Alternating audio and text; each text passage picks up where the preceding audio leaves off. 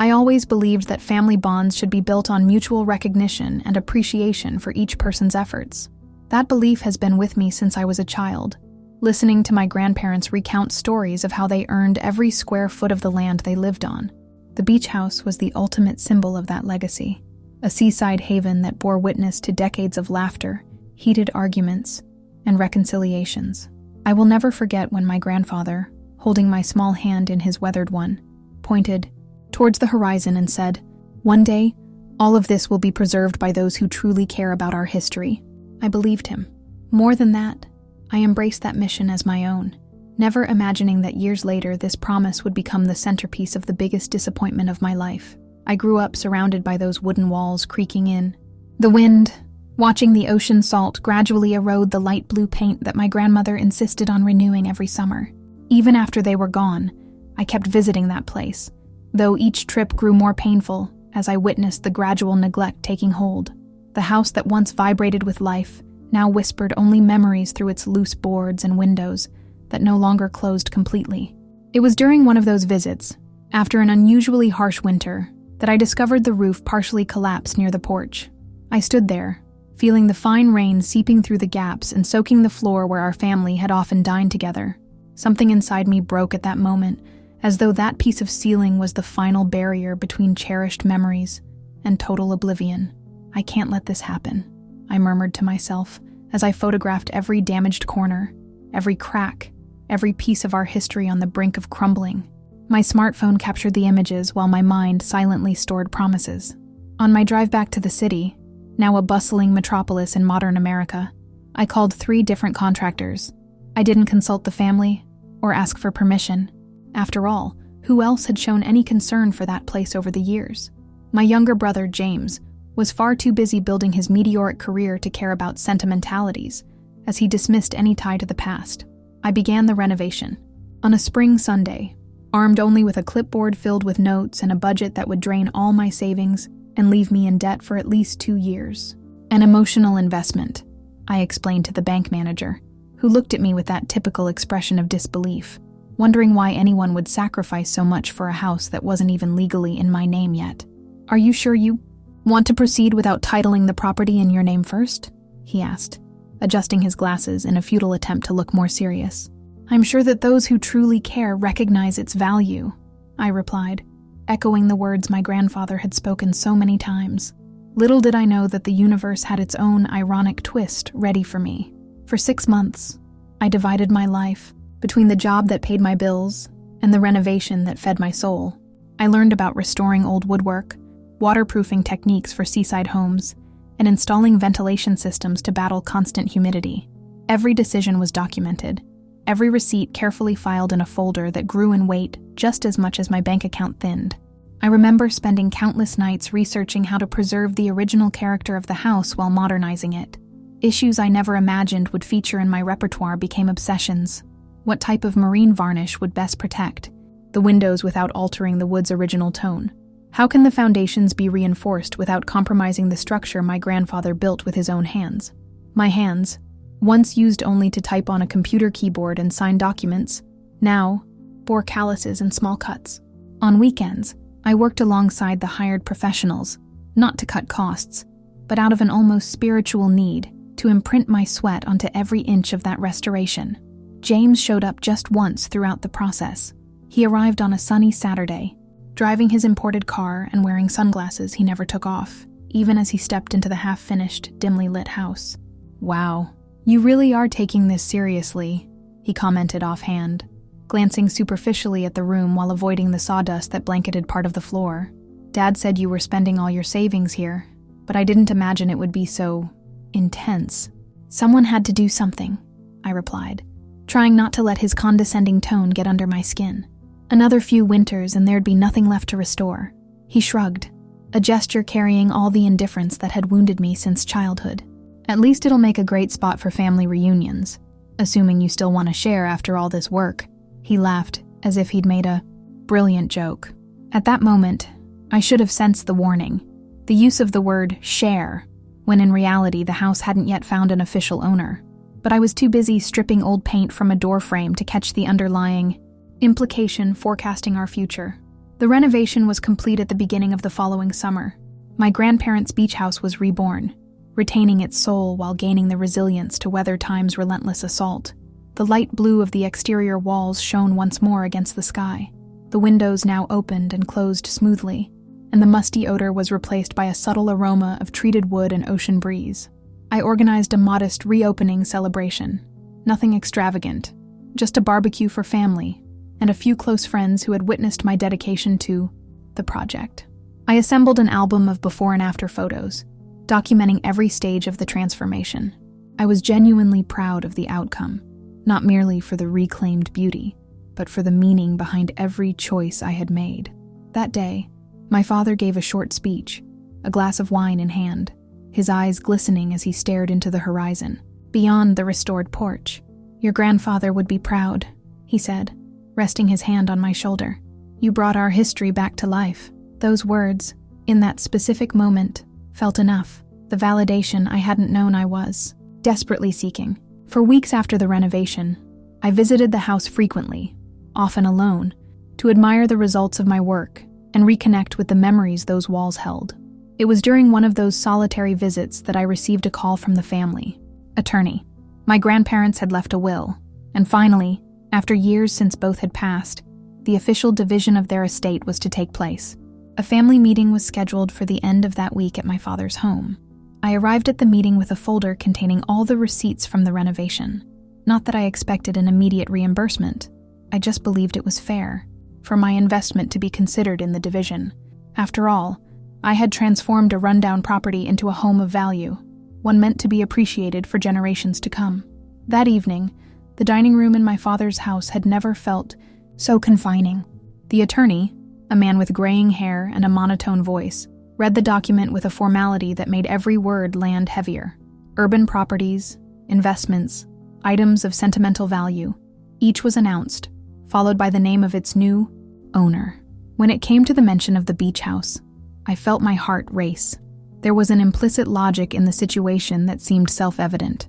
The one who restores, the one who preserves, the one who invests time and resources, demonstrates the true value he places on the property. It was only natural that the house would be awarded to me, not only as recognition of the recent effort, but for the lifelong connection I had nurtured. The property located at 27 Seashell Lane, known as the Beach House, the attorney, Reed, adjusting his glasses, is bequeathed to James. The rest of the sentence was drowned out by a buzzing in my ears. I saw the attorney's lips move, noticed a discreet smile forming on my brother's face, and saw my father looking down, avoiding my gaze. I couldn't process anything beyond that name that wasn't mine. "There must be some mistake," I interrupted, my voice unnervingly calm despite the storm raging within. That house was dilapidated, on the verge of collapse. I spent more than a year of my life and all my savings restoring it. The attorney cleared his throat, clearly uncomfortable. "The will is quite clear, sir. The house was left to James. Any investment made in the property prior to the finalization of the inheritance was voluntary." Voluntary. The word fell like a verdict. Every bit of work, every ounce of dedication, every bit of love, poured into that restoration reduced to a charitable act. "Did you know about this?" I asked my father directly, ignoring the others. "Did you know that the house would go to him when you encouraged me to do the renovation?" "The house needed to be preserved," he replied, finally summoning the courage to look at me. "And you were always the one who truly cared about it. I thought that regardless of who inherited it, what mattered was keeping it in the family." I looked at my brother, who maintained an expression that was neutral, almost bored, as if this dispute was an unnecessary inconvenience. "Wouldn't you? Do you have anything to say?"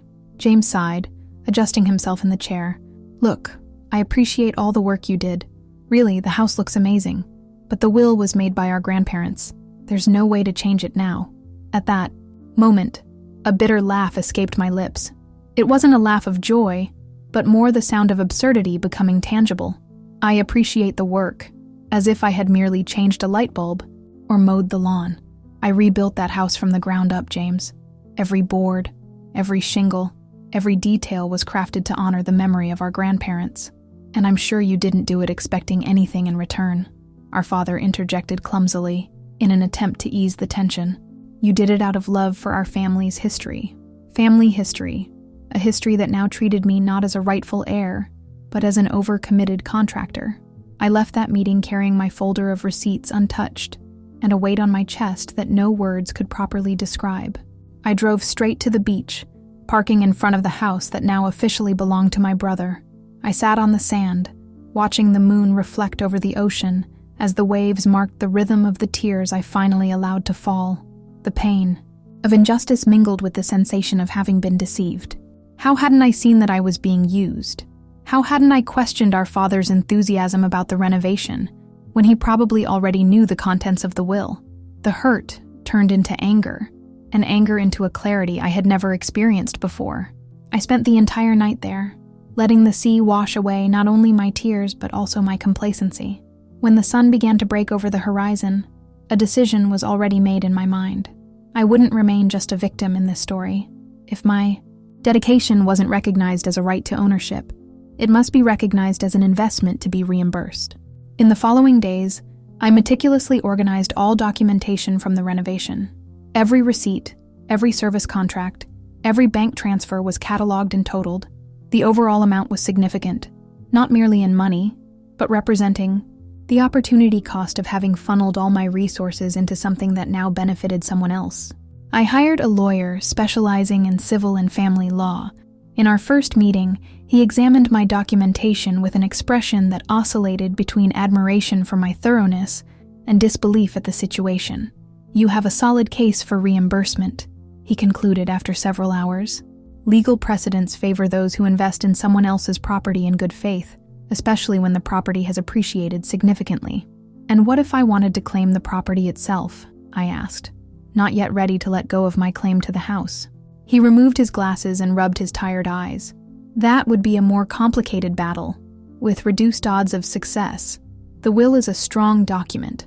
Unless you can prove there was coercion, or that your grandfather wasn't of sound mind when he drafted it."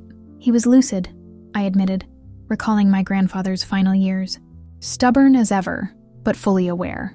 My recommendation then is to focus on full reimbursement, including interest and possibly moral damages for the way your case was handled." I left the office with mixed feelings. On one hand, there was a real possibility of recovering my financial investment. On the other, the thought of reducing a symbol of family love to a subject of legal dispute filled me with deep discomfort. I made a middle ground decision. Before pursuing any legal action, I would try one last candid conversation with James, not out of naivety, but from a genuine desire to resolve the situation without completely breaking the already fragile family bonds. I arranged a meeting with James at a neutral cafe, not near my place, nor his. I chose an afternoon time when the venue would be relatively quiet, allowing for a private conversation. He arrived 15 minutes late, as usual, wearing an impeccable suit that contrasted with my more casual attire. He sat across from me with that unshakable confidence of someone who never had to fight hard for anything in life. "So, what's this urgent conversation about?" he asked, after placing an elaborate order with the bartender, who seemed impatient. I laid a slim folder on the table, containing a summary of the total renovation investment, along with some before and after photos. "This represents over a year of my life, James. I'm not here to dispute our grandparents' will, but we need to come to a fair agreement regarding this amount." He flipped through the documents quickly, hardly glancing at the numbers that for me represented so many sacrifices. "And what exactly are you suggesting?" he asked, snapping the folder shut with a nonchalance that stung. "Full reimbursement. I'd be willing to accept reasonable installments, simple interest included." James leaned back in his chair, studying my face as though trying to determine if I was bluffing. "You really think I owe you that money?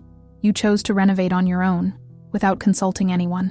It was your decision, a decision based on the belief that family means reciprocity, not opportunism," I replied, keeping my voice measured despite the mounting anger. "You never showed the least interest in that house until it was fully renovated and valued." "That's not fair," he protested, finally showing some emotion. "I have memories in that house just as much as you do. Memories that you were perfectly content to let crumble along with the walls," I shot back. "The issue isn't who has more sentimental rights to the house, James. It's about compensating a substantial investment that now benefits you directly." He took a sip of the newly arrived coffee, buying time to formulate his answer. "And what if I refuse? That question hung between us like a veiled threat. It wasn't just about money. It was about power, about who would concede first in this dispute that went far beyond the material. Then I'll take legal action, I replied with a calmness I didn't feel. I have all the necessary documentation, and my lawyer is confident we have a solid case.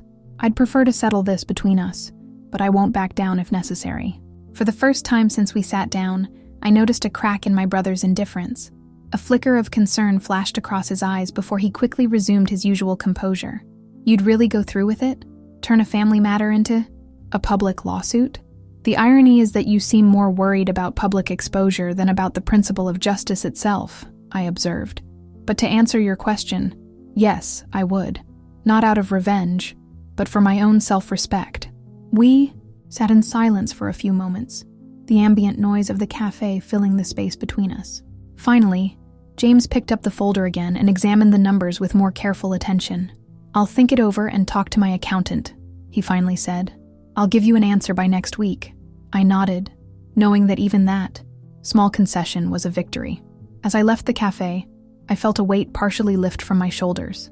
Regardless of how this particular negotiation ended, I had reclaimed something far more invaluable: my ability to set boundaries and demand respect. James's response came sooner than expected. 3 days later, I received a formal email proposing an agreement. He would pay me 70% of the invested amount in 12 installments, on the condition that I formally waived any future claim on the property. I couldn't help but laugh at that final clause.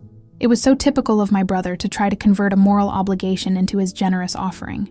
Even so, I considered the proposal seriously.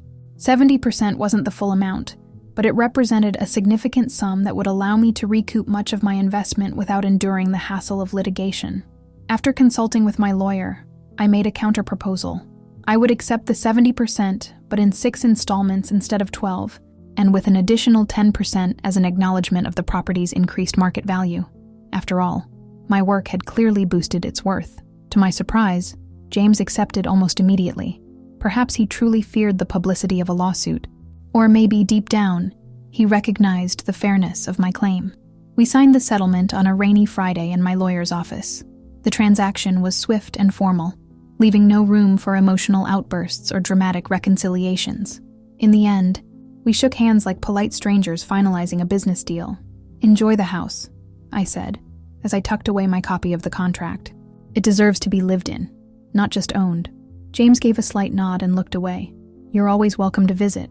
After all, a part of you is still in those walls." "Maybe one day," I replied, not truly believing it.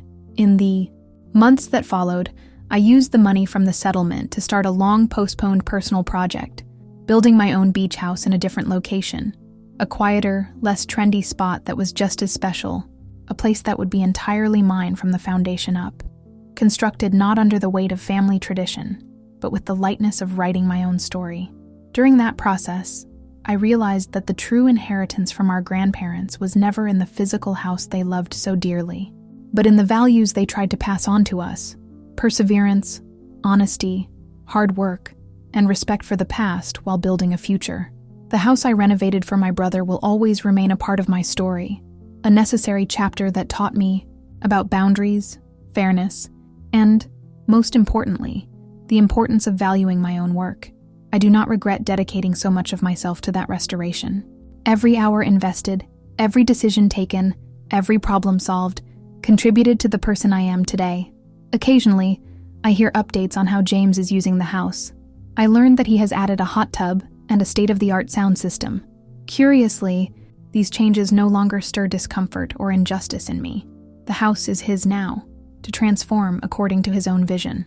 As for our brotherly relationship, it remains cordial yet distant. The wounds of that episode have healed, though they left marks that constantly remind us of how we choose to handle family conflicts. There's no active resentment, only a shared awareness that some events permanently redefine the way we relate to each other.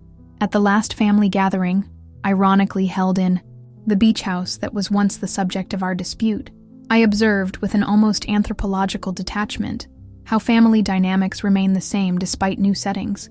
Dad still avoids confrontations. James naturally continues as the central figure. And I finally freed myself from that desperate need for approval. that once drove so many of my actions. That day, as I left the party a bit early, I paused on the beach to watch the house illuminated in the distance. The slightly darker blue of the walls, now altered by James, still contrasted perfectly with the night sky. The windows I had painstakingly repaired reflected the interior lights, creating the illusion of earthbound stars. I smiled, not with bitterness or resignation, but with the quiet realization that some battles aren't about winning, but about discovering which wars are truly worth fighting. My grandparents' beach house may now officially belong to my brother, but the ability to transform adversity into personal growth, that is my unique, inalienable legacy. Walking along the warm, sandy shore under the early morning sun, I realized that my true victory wasn't documented in signed papers or measured in money. It was in the person I had become through that painful process. Someone who not only preserves history, but also has the courage to create new narratives, even if it means leaving behind a comfortably familiar past. 6 months after the settlement, I completed the purchase of a seaside lot about 20 miles from my grandparents' old house, a modest plot with a spectacular view of a stretch of coastline frequented by nesting sea turtles. I hired a young architect, fresh out of college with innovative ideas and a keen respect for the local environment. When I showed him the initial sketches of my vision, he smiled with genuine enthusiasm. "You have a very clear vision for what you want," he remarked, leafing through my handwritten yet detailed plans. "Most clients just say, 'I want something modern,' or something cozy, and expect us to guess the rest.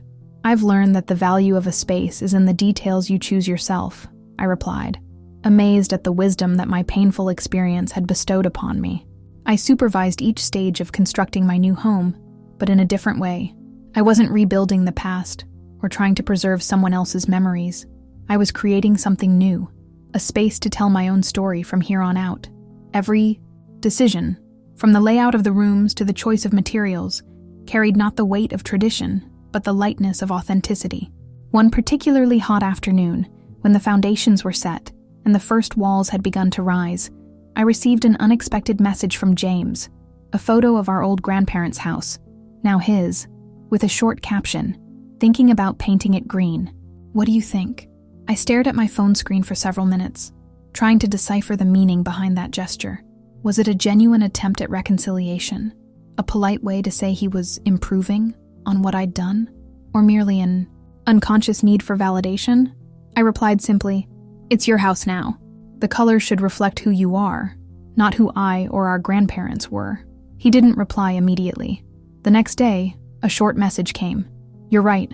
I'll keep it blue for now." That brief exchange revealed much about how our family dynamics had shifted. The old James would never have bothered to ask my opinion on something that belonged to him. In the past, I might have offered an elaborate response, trying to preserve the historical integrity of the house.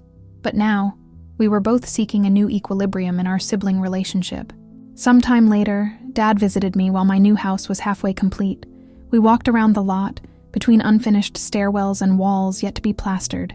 He seemed genuinely impressed with the project. "It's unlike anything I've seen in our family," he commented, stopping in front of a wide opening that was to become a panoramic window facing the ocean. "It bears so much of who you are." "That's the point," I replied firmly, without hostility. "I'm building something entirely my own from the ground up." He nodded, as if finally understanding the subtext of my statement. We fell into silence, watching the workers moving about, erecting my new refuge. "You know," he began eventually, "I've always admired your dedication to things. Ever since you were a kid, when you decided to do something, you saw it through to the end, regardless of what others thought." I didn't answer immediately, letting his words settle between us. It was the closest I'd come to receiving acknowledgement from him, not just for the work on our grandparents' house, but for who I was at my core. "And what really matters?" he asked, genuinely curious. "Building something that reflects my own values, not merely preserving values that were handed down." Dad smiled in a way I hadn't seen in a long time, a smile without reservations or melancholy. "Your grandfather would have said something similar. Beneath all that obsession with tradition, he was always a builder of futures, not just a guardian of the past." That brief conversation signified a quiet reconciliation, not with the unchangeable injustice of the past, but with the possibility of rebuilding our family ties on more honest foundations. My new house was inaugurated exactly 1 year after settling with James. It wasn't a grand celebration like the reopening of our grandparents' beach home. I invited only close friends and colleagues who had supported me during that tumultuous period. Dad showed up, carrying a special bottle of wine, and James sent a bouquet with an awkwardly cordial note, but didn't appear in person. We gathered around a small bonfire on the beach as the sun set over the horizon. The flames danced on the large windows of my new home, creating a light show that felt like a symbolic reflection of my transformative journey. A friend brought his guitar, and we sang old and new songs, creating memories that were entirely our own, free from the weight of previous generations. That evening, amid conversations and laughter, I realized a fundamental truth: the value of an inheritance isn't just in what we receive from the past, but in what we choose to pass on to the future. My grandparents didn't leave me the physical house they adored. They gave me something equally precious: the drive to build, to transform, to honor the past while crafting my own path. In the years that followed, my relationship with the old beach house and with James found a new balance. I attended some of the family lunches held there, learning to appreciate the place not as something that should have been mine, but as an important chapter in my life. Meanwhile, James adopted some of the care I had once given to the house, preserving key elements of the restoration I had undertaken. At one of those gatherings, while watching the sunset from the porch I had rebuilt, my brother remarked, "Sometimes I catch myself thinking about how much of you lives in this house. Every detail bears a story that only you truly know." I smiled, without the bitterness I might have felt years ago. A house holds many stories. Some are mine, some are our grandparents', and some will be yours. That's how places gain their soul. He nodded, looking genuinely reflective. "You know you're always welcome to visit, right? Not just at the family lunches." "Thank you," I replied sincerely. "Maybe one day I'll take you up on that. For now, I'm still writing my own story." And indeed I was. My new house became not only a refuge, but a starting point for new adventures. I converted a section of it into a small studio where I began restoring antique furniture, a skill discovered during the renovation of our grandparents' house that had now evolved into a profitable passion. The irony wasn't lost on me. The same work that once brought me sorrow was now a source of satisfaction and financial independence. Eventually, I met someone who shared my love for stories and craftsmanship. Our relationship blossomed amid discussions of sustainable architecture and restoration techniques, and when we decided to live together, it was natural that we chose my new house as our shared home. There, we added new layers to the narrative of the space, not replacing what once was, but continuing the story I was beginning to write on my own. In one of the drawers in my home office, I still keep the folder with every document related to the grandparents' house renovation, not as a reminder of injustice or fuel for resentment, but as a milestone on the journey that brought me here. Sometimes I leaf through those yellowed receipts and smile at how that chapter, once so painfully definitive, was merely the prologue to a much larger and more meaningful story. As the tide began to rise, erasing footprints in the sand, I realized that soon there would be no trace of my passage along that shoreline, just as one day, the disputes that once consumed us would fade away. Only the houses would remain, silent, witnesses to our human frailties and strengths, to the bonds we forge and the ones we sever, to the stories we choose to tell and those we decide to forget. And perhaps that is the final irony of it all. In losing our grandparents' house, I discovered something far more valuable: the freedom to build my own legacy, unburdened by others' expectations or unquestioned traditions. A legacy built, not on what was given to me, but on what I chose to create with my own hands.